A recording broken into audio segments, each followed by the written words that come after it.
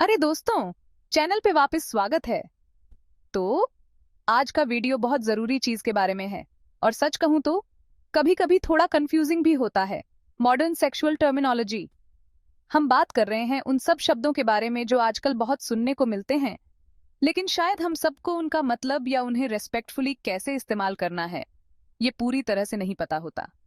सच बताऊं तो ये सब समझना सिर्फ वॉक होने के बारे में नहीं है। ये सेक्स, रिलेशनशिप और हम खुद को कैसे पहचानते हैं उसके बारे में खुल के और ईमानदारी से बात करने के बारे में है।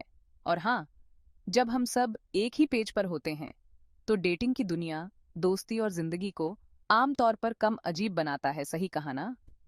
तो फिर चाहे आप इनमें से कुछ शब्दों से पहले से वाकिफ हों या अभी सीखना शुरू कर रहे हों, तो बने रहिए।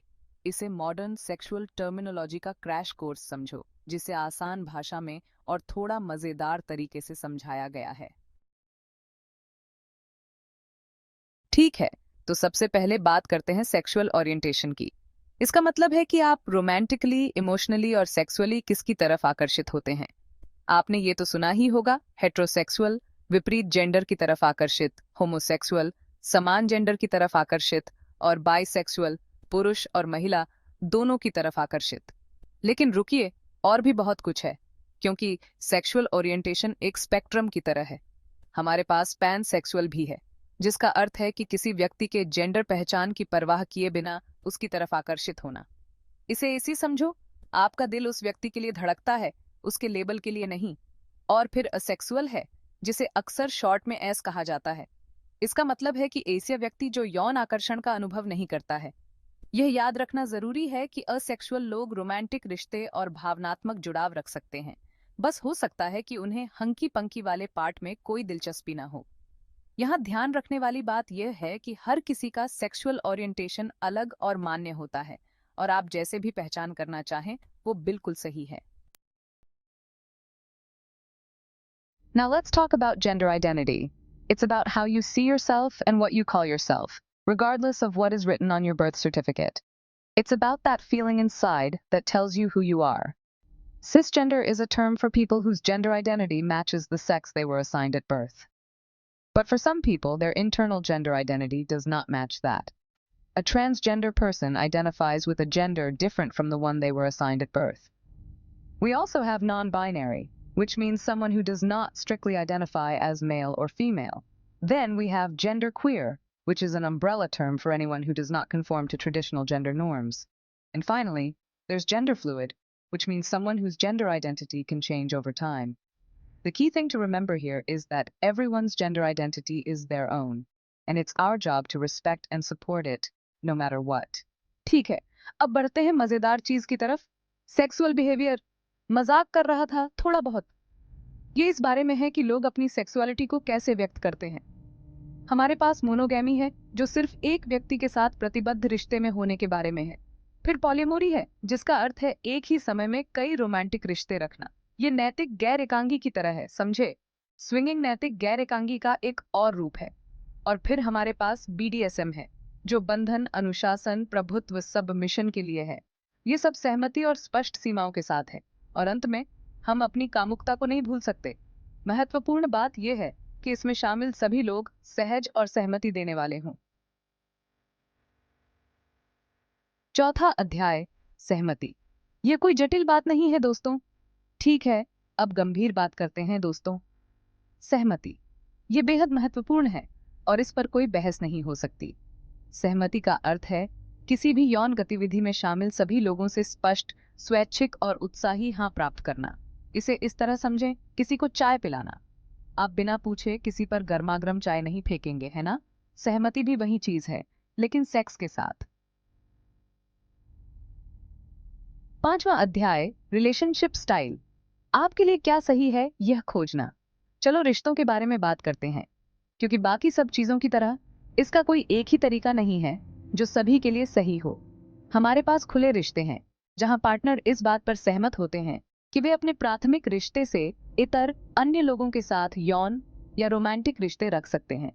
फिर पॉलीफिडेलिटी है, जो पॉलीअमोरी की तरह है, लेकिन लोगों के एक बंद समूह के साथ। ये कई साझेदारों के साथ प्रतिबद्ध रिश्ते में होने जैसा है, लेकिन किसी भी नए व्यक्ति को अनुमति नहीं है। और फिर सोलो पॉलियामोरी है, जो कई प्रतिबद्ध रिश्तों में होने के बारे में है, लेकिन अपनी खुद की स्वतंत्रता और स्वायत्तता को प्राथमिकता देना। यहाँ ध्यान रखने वाली बात यह है कि सही रिश्ता शैली वह है जो आपके और आपके साथियों के लिए सबसे अच्छा काम करती है। बातचीत जरूरी है दोस्तों। अपनी जरूरतों, अपनी सीमाओं और एक रिश्ते में आप क्या ढूंढ रहे हैं, इस बारे में बात करें। अगर आपको यह वीडियो पसंद आया हो तो लाइक, सब्सक्राइब और शेयर करना ना भूलें।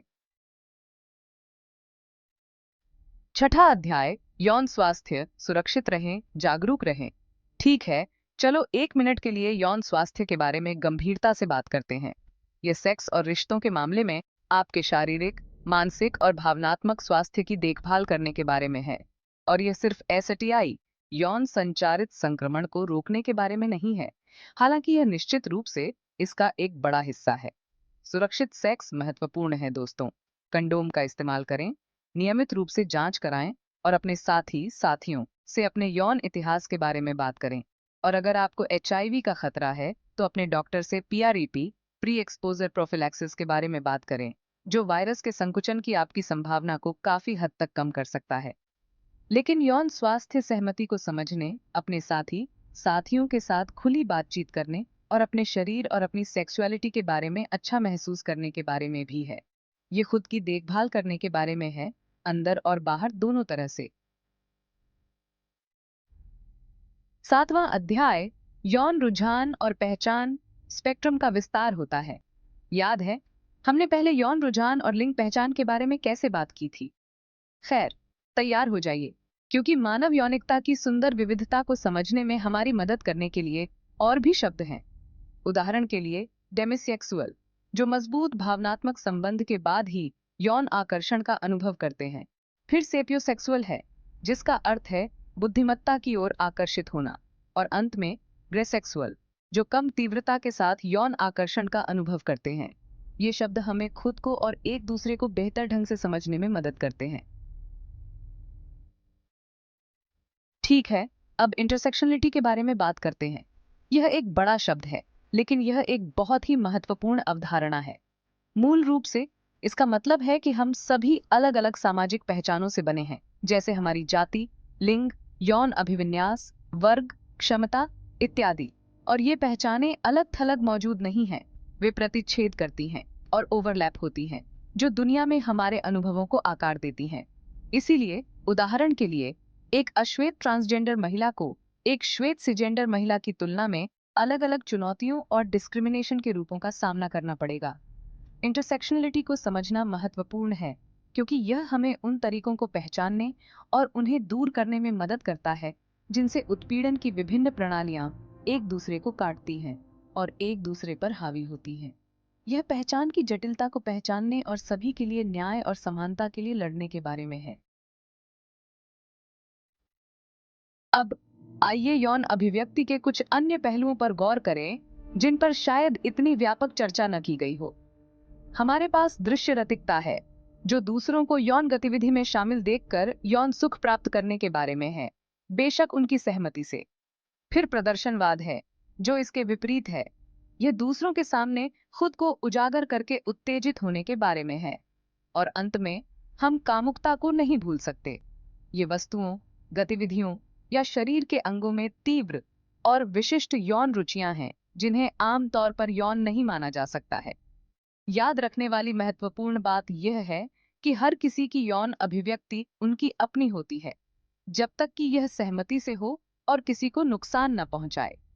यह आपकी इच्छाओं को तलाशने और यह पता लगाने के बारे में है कि आपको क्या खुशी देता है। अंत में, आइए कुछ ऐसी शब्दों के साथ समाप्त करें जो डिजिटल युग में तेजी से प्रासंगिक हो गए हैं। सबसे पहले, सेक्सटिंग। हम सभी ने इसके बारे में सुना है और हम में से कुछ ने शायद यह किया भी होगा। यह मूल रूप से इलेक्ट्रॉनिक उपकरणों के माध्यम से यौन रूप से सुझाव देने वाले संदेश, फोटो या वीडियो भेजना है। फिर कैटफिशिंग है, जो तब होती है जब कोई किसी अन्य व्यक्ति को धोखा देने के लिए एक नकली ऑनलाइन व्यक्तित्व बनाता है, आमतौर पर रोमांटिक या वित्तीय लाभ के लिए। और अंत में, हमारे पास बदला लेने वाला पोर्न है, जो किसी व्यक्ति की यौन रूप से स्पष्ट छवियों या वीडियो का गैर सहमति से वितरण है, आमतौर पर उन्हें अपमानित करने या उन्हें नुकसान पहुंचाने के इरादे से। इन शब्दों और उनसे जुड़े संभावित जोखिमों के बारे में जागरूक होना महत्वपूर्ण है। हमेशा सहमति को प्राथमिकता दें। इस बारे में सावधान रहें कि आप ऑनलाइन किस पर भरोसा करते हैं, और याद रखें कि एक बार कुछ ऑनलाइन साझा हो जाने के बाद इसके प्रसार को नियंत्रित करना मुश्किल हो सकता है। फायू! तो लीजिए दोस्तों, मॉडर्न सेक्सुअल टर्मिनोलॉजी में एक क्रैश कोर्स। मुझे पता है कि यह बहुत जानकारी थी, लेकिन मुझे उम्मीद है कि यह आज सेक्स, लिंग और रिश्तों के इर्द गिर्द कुछ भाषा और अवधारणाओं को समझने में मददगार रही होगी।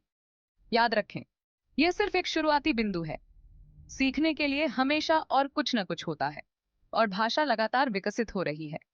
सबसे महत्वपूर्ण बात यह है कि इन बातचीतों को खुले मन से, सीखने की इच्छा के साथ और दूसरों के लिए बहुत सम्मान के साथ करें। इस तरह के और वीडियो के लिए लाइक, सब्सक्राइब और उस नोटिफिकेशन बेल को दबाना न भूलें। और हमेशा की तरह उत्सुक रहें, जागरूक रहें और उन बातचीतों को जारी रखें।